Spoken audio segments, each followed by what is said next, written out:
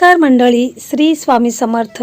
येत्या 28 तारखेला म्हणजे शुक्रवारी रक्षाबंधन आलेली आहे. तर मंडळी, पौर्णिमा म्हणजे चंद्र पूर्ण असतो आणि चंद्र हा महादेवांचा जटेत असतो. त्यामुळे पौर्णिमेला महादेवांची पूजा केल्याने चंद्राचा दोष, मनातील अस्थिरता दूर होते. लग्न जुळण्यात मनाची शांती खूप महत्त्वाची असते. शुक्रवार, पौर्णिमा, रक्षाबंधन हा लक्ष्मी आणि शिव दोघांचाही योग आहे. देवी लक्ष्मी आणि महादेव दोघांचा आशीर्वाद एकाच दिवशी मिळतो. म्हणून शिवपुराणात सांगितले आहे, पौर्णिमेला शिवलिंगावर जल, दूध आणि अक्षता अर्पण केल्याने काम्य सिद्धी प्राप्त होते, म्हणजे मनातील इच्छा पूर्ण होते. म्हणून पौर्णिमेच्या दिवशी आपल्याला शिवलिंगावरती ही वस्तू अर्पण करायची आहे. तर मंडळी, ही संपूर्ण माहिती मी तुम्हाला अगदी व्यवस्थितपणे सांगणार आहे. त्यापूर्वी चॅनलवरती नवीन असाल तर चॅनलला सबस्क्राईब करा. व्हिडिओ पाहत असताना व्हिडिओला लाईक करा. त्याचप्रमाणे श्री स्वामी समर्थ अशी कमेंट करा किंवा हर हर महादेव अशी कमेंट करा. तुमच्या इच्छा पूर्ण होत. तर मंडळी, तुमच्या मुलांचं किंवा मुलीचं वय होत चालले आहे का? अनेक ठिकाणी स्थळे पाहून झाली, पण ऐनवेळी लग्न जुळताना तुटत आहे का? काळजी करू नका. येत्या 28 ऑगस्टला पौर्णिमा आणि रक्षाबंधन अत्यंत दुर्मिळ योगावर फक्त एक छोटासा उपाय तुमच्या मुलामुलींचे भाग्य बदलू शकतो. हा उपाय नक्की काय आहे आणि तो महादेवांच्या मंदिरात कसा करायचा आहे, हेच आज आपण या व्हिडिओमध्ये पाहणार आहोत. चला तर मग सुरुवात करूया. तर मंडळी, 28 ऑगस्ट पौर्णिमेच्या दिवशी महादेवांना अर्पण केलेली ही 2 झाडांची फळे आणि पाने तुमच्या मुलामुलींच्या विवाहातील सर्व अडथळे एका झटक्यात दूर करू शकताय. आज आपण पाहणार आहोत कमलगट्टा आणि बेलाच्या पानाचा सर्वात प्रभावी आणि चमत्कारी उपाय. हा उपाय मंदिरात कसा करायचा याची संपूर्ण स्टेप बाय स्टेप माहिती मी तुम्हाला देणार आहे. व्हिडिओ अजिबात स्किप करू नका, शेवटपर्यंत नक्की पहा. व्हिडिओच्या शेवटी मी खूप महत्त्वाची माहिती ही देत असते, तर व्हिडिओ शेवटपर्यंत नक्की पहा. श्रावणी पौर्णिमा आणि रक्षाबंधनाच्या तुम्हा सर्वांना खूप खूप शुभेच्छा. पौर्णिमा हा दिवस महादेवाची आणि माता लक्ष्मीची कृपा प्राप्त करण्याचा सर्वात श्रेष्ठ दिवस मानला जातो. जर तुमच्या घरात कोणाच्या विवाहाची चर्चा थांबली असेल किंवा लग्नाचे योग येत नसेल, तर या पावन दिवशी महादेवांच्या मंदिरात जाऊन हा एक सोपा प्रयोग नक्की करा. विवाहाचे बंद झालेले सर्व मार्ग कसे खुले होतात ते स्वतः अनुभवा. जाणून घेऊया पूजेची पूर्ण विधी. तर मंडळी, आपल्याला या उपायासाठी काय काय साहित्य लागणार आहे ते देखील मी तुम्हाला थोडक्यात सांगत आहे. तर बघा, आपल्याला या उपायासाठी 5 आपल्याला बेलाची पानं घ्यायची आहेत. बेलाची पानं आणताना ती स्वच्छ टवटवीत आणायची आहेत, ताजी आणायची आहेत, कुठेही चिरलेली कट झालेली नसावीत.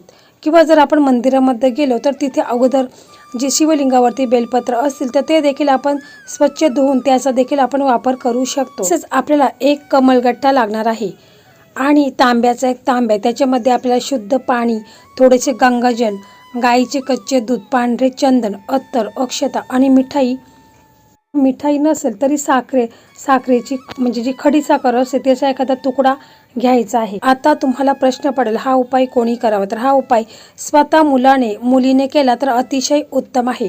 परंतु आजकाल आपण पाहत असो, मुलांना इतका वेळ नसतो. मुले बाहेर जॉब निमित्ताने राहत असतात किंवा कोणताही बिझनेस करत असतील, त्या निमित्ताने बाहेर राहत असतील, तर हा उपाय मुलाच्या आईने केला तरी चालेल, बहिणीने केला तरी देखील चालेल, भाव करू शकतो, वडील करू शकतात आणि मुलाची आजी देखील आपल्या नातवासाठी हा उपाय करू शकते. 28 ऑगस्ट पौर्णिमा आहे, तर या दिवशी तुम्हाला सकाळी लवकर उठायचं आहे. आंघोळ करून घ्यायची आहे. आंघोळ झाल्यानंतर तुम्हाला या दिवशी लाल किंवा पिवळे कपडे हे परिधान करायचे आहेत. त्यानंतर आपल्याला आपल्या देवघरामध्ये जायचं आहे. देवघरामध्ये प्रथम एक तुपाचा दिवा लावायचा आहे, अगरबत्ती लावायची आहेत. आपल्या देवघरातील जे आपले इष्टदेव आहेत, कुलदैवत आहेत, श्री स्वामी समर्थ महाराज आहेत, गणपती बाप्पा आहेत, श्री हरी विष्णू माता लक्ष्मी आहे, तर यांची विधिवत पूजा वगैरे करून घ्यायची आहे. तसेच तुम्हाला तुळशीजवळ जायचं आहे. तिथे देखील तुम्हाला तुळशी मातेला जल अर्पण करायचं आहे, अगरबत्ती लावायची आहे. तुळशी मातेसमोर तुम्हाला हा मंत्र बोलायचा आहे, ओम नमो भगवते वासुदेवाय. हा मंत्र तुम्हाला 11 वेळा बोलायचा आणि तुळशी मातेसमोर तुम्हाला 11 वेळा प्रदक्षिणा मारायच्या आहेत. आपल्या मुलांच्याबद्दल तुळशी मातेसमोर देखील प्रार्थना करायची आहे. त्याच्यानंतर आपल्याला आपल्या देवघरासमोर यायचं आहे, आसन टाकून बसायचं आहे. त्यानंतर तुम्हाला संकल्प करायचा आहे कारण कोणताही उपाय किंवा सेवा करत असताना संकल्प करणे तितकंच महत्त्वाचं असतं.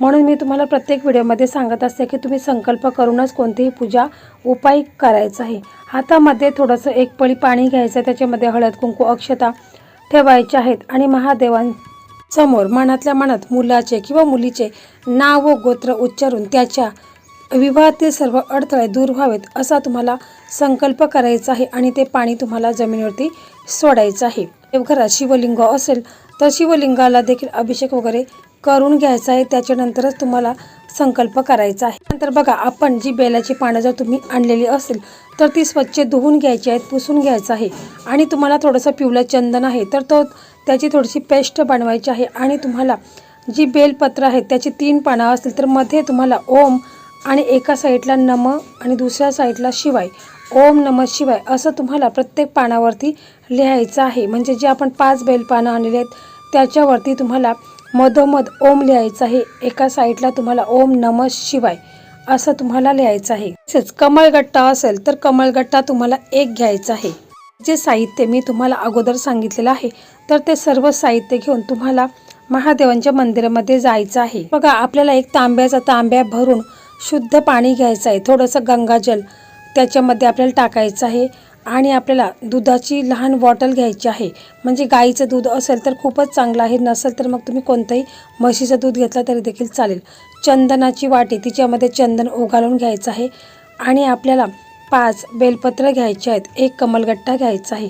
हे सर्व तुम्हाला एखाद्या ताटामध्ये भरायचं आहे. कमलगट्टा म्हणजे कमळाची बी हे महादेवांना आणि लक्ष्मीला का प्रिय आहे तर बघा, हे चिखलातून फुलूनही पवित्र राहते.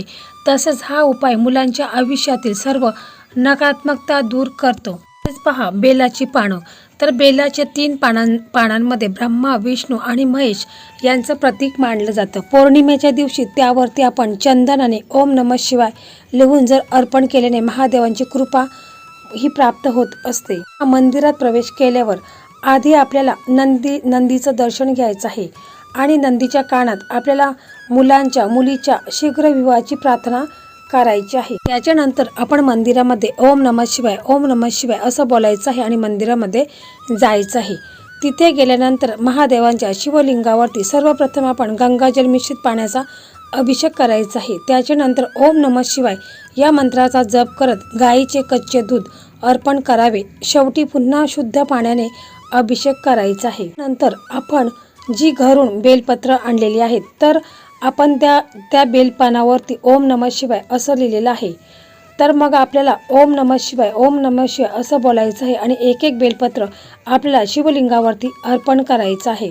अर्पण करताना ओम नमः शिवाय असं तुम्हाला बोलायचं आहे किंवा ओम सृष्टीकर्ता मम अपत्यस्य शीघ्र विवाह कुरु स्वाहा हा देखील मंत्र तुम्ही बोलू शकता. तुम्हाला जर सोपा वाटेल तो मंत्र तुम्हाला बोलायचा आहे. बेलपत्र अर्पण करताना पानाचा गुळगुळीत भाग शिवलिंगावर स्पर्श करेल आणि देठ तुमच्या बाजूला असेल अशा प्रकारे अर्पण करायचं आहे.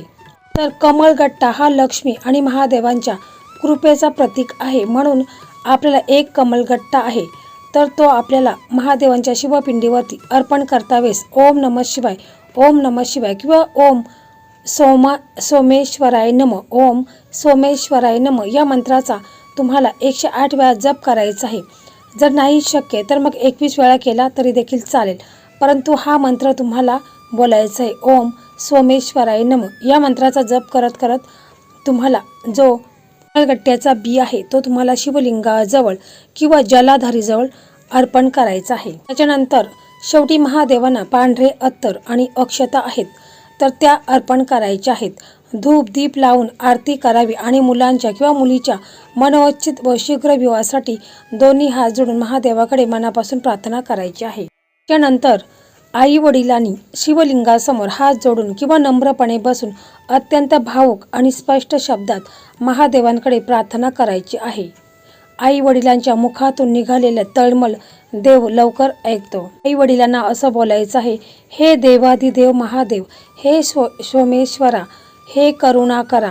आज या पवित्र पौर्णिमेच्या आणि रक्षाबंधन पर्वाच्या दिवशी मी तुमच्या चरणी आले आहे. माझ्या मुलीचे येथे मुलाचं तुम्हाला नाव बोलायचं आहे किंवा मुलगी असेल तर तिचं तुम्हाला नाव बोलायचं आहे. गोत्र देखील तुम्हाला बोलायचं आहे। नाव घेऊन मी तुमच्या चरणी हा कमलगट्टा आणि बेलपत्र अर्पण करत आहे। हे ईश्वरा, माझ्या मुलीच्या विवाहाचे मार्गात जे काही दोष, ग्रहपीडा किंवा नकळत घडलेले अडथळे येत असतील ते सर्व तुमच्या कृपेने भस्म होऊ दे। त्याला किंवा तिला योग्य गुणी, संस्काराने समृद्धी आणि प्रेमळ जीवनसाथी मिळू दे। आम्हा आई वडिलांची हीच तळमळ आणि इच्छा तुमच्या चरणी मांडत आहे। आमची ही प्रार्थना स्वीकारा आणि माझ्या मुलीच्या शीघ्र विवाहाचे मार्ग मोकळे करा। मला ओम नमः शिवाय, ओम पार्वती पतये नमः हा मंत्र देखील तुम्हाला बोलायचा आहे। बघा, पूजा करून झाल्यावर घाईघाईत मंदिरातून बाहेर पडू नका। बरेच जण अशी चूक करतात की पूजा झाली, उपाय झाला की लगेच निघायचं, तर तसं अजिबात करायचं नाही। पूजा जितकी महत्त्वाची आहे तितकीच पूजेनंतर केलेली प्रार्थना महत्त्वाची असते। पूजा पूर्ण झाल्यावर महादेवांच्या समोर किंवा नंदीजवळ किमान 2 मिनिटे शांत बसा। आपल्या दोन्ही हातांच्या तळहाताचा स्पर्श जमिनीला किंवा महादेवाच्या चरणांना करून मनात कोणतेही संशय न ठेवता पूर्ण विश्वासाने महादेवांकडे साकडे घाला। आई वडिलांनी मनातल्या मनात स्पष्ट बोलायचं आहे, हे महादेवा, माझ्या मुलीच्या आयुष्यातील विवाहाचे सर्व बंध दूर कर आणि त्याला योग्य जोडीदार मिळू दे।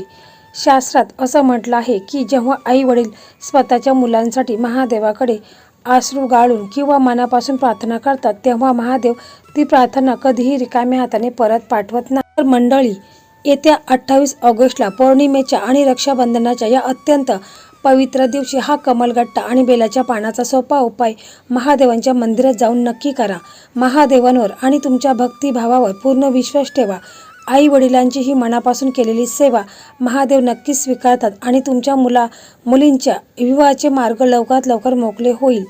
जर तुम्हाला हा व्हिडिओ आणि माहिती उपयुक्त वाटली असेल तर व्हिडिओला लाईक नक्की करा आणि ज्या पालकांच्या मुलांच्या लग्नात अडथळे येत आहेत त्यांच्यासोबत हा व्हिडिओ शेअर करायला अजिबात विसरू नका। तुमच्या मनातील सर्व इच्छा पूर्ण होत हीच महादेवांच्या चरणी प्रार्थना कमेंट बॉक्समध्ये ओम नमः शिवाय नक्की लिहा। पुन्हा भेटूया अशाच एक नवीन आणि महत्त्वपूर्ण माहितीसोबत। तोपर्यंत सर्वांना रक्षाबंधन आणि पौर्णिमेच्या खूप खूप शुभेच्छा। धन्यवाद। ओम नमः शिवाय। श्री स्वामी समर्थ।